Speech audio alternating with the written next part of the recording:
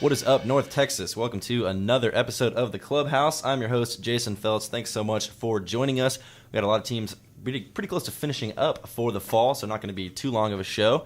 But just to keep you guys posted with how the rest of the semester is going to look like Clubhouse related, we'll have obviously episode this week. We'll probably take one off and let everyone have a good Thanksgiving. Be back to kind of wrap up the fall after that and then roll into winter break and start the spring sports after that. So thank you for joining us for the penultimate episode of the fall. We'll go ahead and get right into it. As I mentioned, lots of teams pretty much finished up, so we'll run by what we've got. Starting off, going around the Clubhouse, women's rugby. They're going to be taking on Oklahoma for the conference championship this Saturday at Peterbilt. Definitely be sure to get out and check that game out. Going to be huge for them. We're going to hope to try to get some coverage out there and hope to see them take home their first conference championship. We also had men's hockey. We mentioned they're going to be down in Baton Rouge this weekend playing some late-night hockey tonight. They're taking on LSU. Puck drops at 10:30. So if you're staying up late and itching for some UNT hockey, you can check them out at their Twitter page at UNT_ice hockey. They're going to play game 2 tomorrow at 3:30.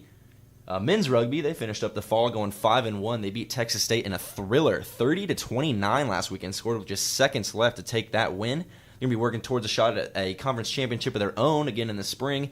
So we're going to keep you up to date with those guys throughout the year.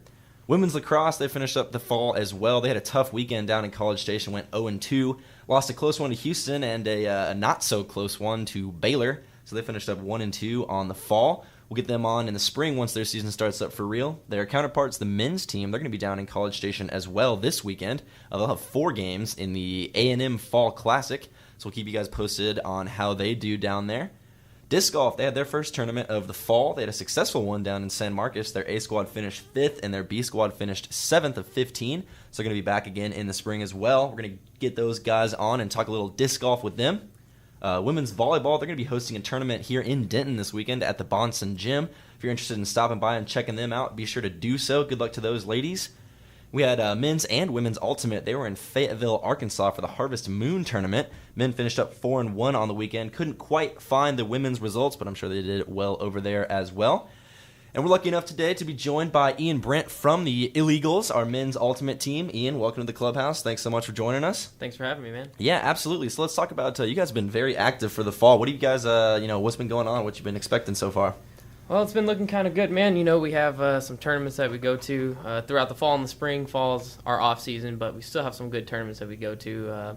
There's one in Missouri that we go to, Missouri Loves Company. It's a pretty big competitive tournament. And of course, we were in Fayetteville. We also hosted a tournament here in Denton called North Texas Warm Up. And so there's been a lot of things going on, a lot of rookies and new faces. We only lost, I think, four veterans last year, and so we still have managed to retain a bit of a squad. So it's going well, though. Wow, nice. That's perfect. What are you guys expecting for the spring, especially having so much, returning players?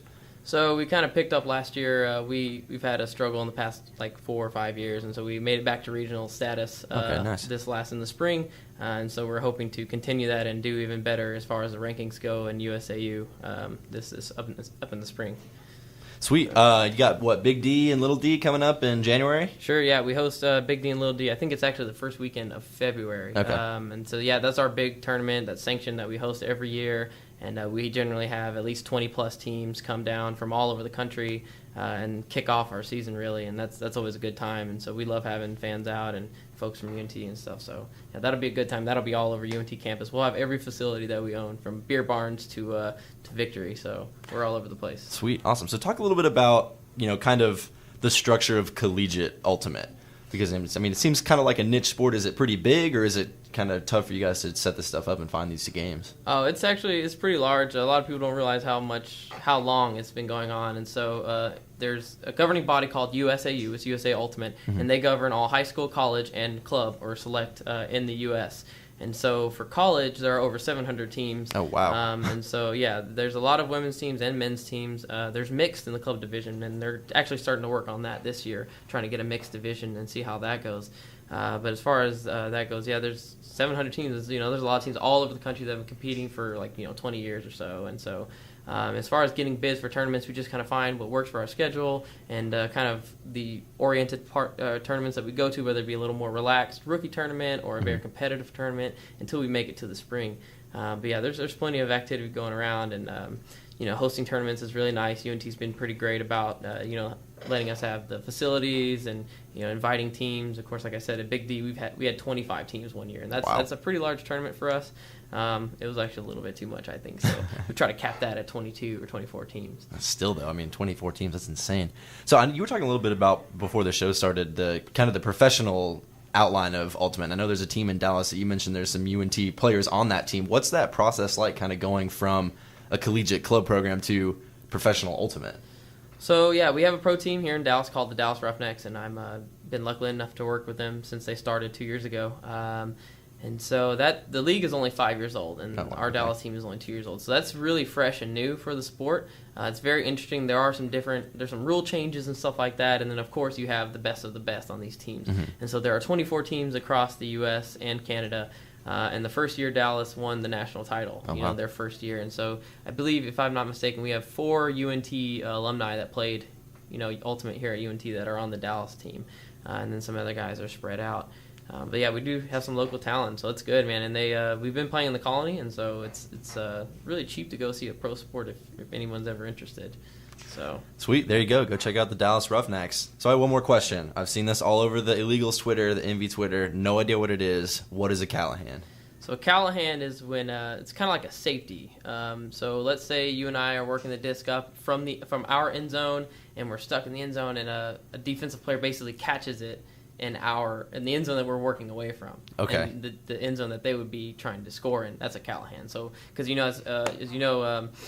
you have the disc, possession of the disc, you can't run with it, and so you're pivoting, looking for a guy to throw it to. You throw it to the guy, and if the defensive guy catches it right there, that would be a Callahan. Okay. Gotcha. And all right, while we're on the subject, just kind of explain the scoring for Ultimate, because I see it seems fairly low scoring. Is it just pretty much 1 point per end zone to end zone? Correct. 1 point. Generally, each tournament differs, but you play a game to either 13 or 15. And so some games, especially when it's a lot of wind or if there's a lot of defensive pressure or offensive is just not working too well together, sometimes you will see low scores. But generally, the best games go to 15, 14 or something like that. We call that ultimate point, where you're really working hard and you end up just tied, and then someone ends up pulling out strong. So. One point at a time, and really it's just working the disc up back and forth. There's a lot of give and goes like basketball or soccer, and then you have your deep shots, kind of like football. So generally the offense wants to be more efficient, and defense is kind of like punt and play defense almost sometimes. But there's a lot of different things going on. There's a lot more athletic things going on in Ultimate than people realize. Yeah. Well, perfect. You got anything else to add about the team, or anything you guys are looking forward to? We do partner with a local organization. It's a nonprofit called Early Recognition is Critical, and it's the official sponsor for the entire Pro League as well. But we do a lot of college and club sponsorships as well. And basically what we do, we go to middle schools and high schools, and we teach the kids kind of about being body aware. And so the owner of the Dallas team, his son was actually named Eric, and he had cancer a couple times. But fortunately for Eric, he spoke up for himself when he started to realize that things were going wrong with his body because he was active. And so we teach kids, the importance of, keeping track of your body and then recognizing stuff like that early and then speaking up when something is wrong. And so we correlate that with the message of Ultimate, because in Ultimate it's self-officiated all the way through except for professional. So even at nationals and worlds in college, nationals, when you go to the very top, and it's still completely officiated. So if there's a foul between you and I, we need to discuss it ourselves and figure it out. And so we kind of, again, bring that message back, speaking up, because you have to call your own fouls and stuff like that. So it's a really great organization, and we do a lot of schools here locally, not so much in Denton, but a lot in Louisville and Plano.